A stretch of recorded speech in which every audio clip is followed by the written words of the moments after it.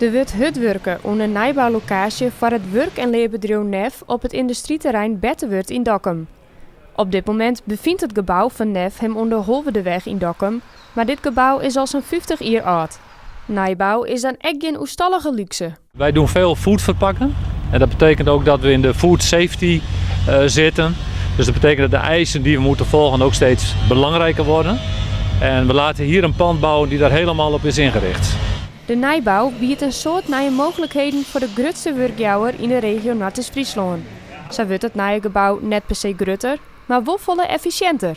Wij hebben op dit moment een pand wat wel groter is, maar minder hoog is. Qua vloeroppervlakte wel groter, maar veel minder efficiënt. En ga je straks naar een nieuwe pand kijken, dan zie je straks 4 hele grote vloeren.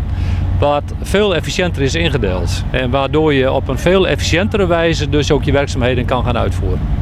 Daardoor krijgt het bedrijf volle meer ruimte voor de werkzaamheden. We hebben straks 4 grote hallen waar wij de food in kunnen gaan verpakken. Waar we ook andere zaken kunnen gaan verpakken of andere werkzaamheden voor klanten kunnen gaan doen.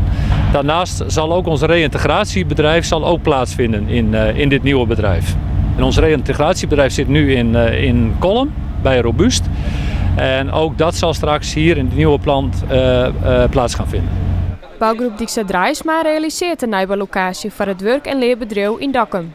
Nou ja, wat je hier ziet is een hele grote staalconstructie die volledig beplaat wordt. Van om en bij de 7.500 vierkante meter.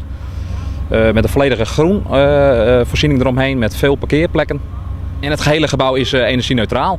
Ja, wordt voorzien van ongeveer 1600 zonnepanelen. Zodat het helemaal zelfvoorzienend is. Intussen wordt er ook al druk nagedacht over de invulling van het gebouw van NEF onder de weg. Het oude pand, daar zijn we op dit moment aan het oriënteren of we dat pand eventueel beschikbaar kunnen houden voor de gemeenschap, zeg ik wel. Of we daar wellicht ook activiteiten kunnen ontwikkelen die ten goede komen aan de gemeenschap Dokkum en omgeving. Dijkstra Draaisma is de komende tijd nog dwaande met een nijbouw om alles op tijd op te leveren. We hopen het voor de winter het gehele gebouw nog dicht te hebben, wind- en waterdicht.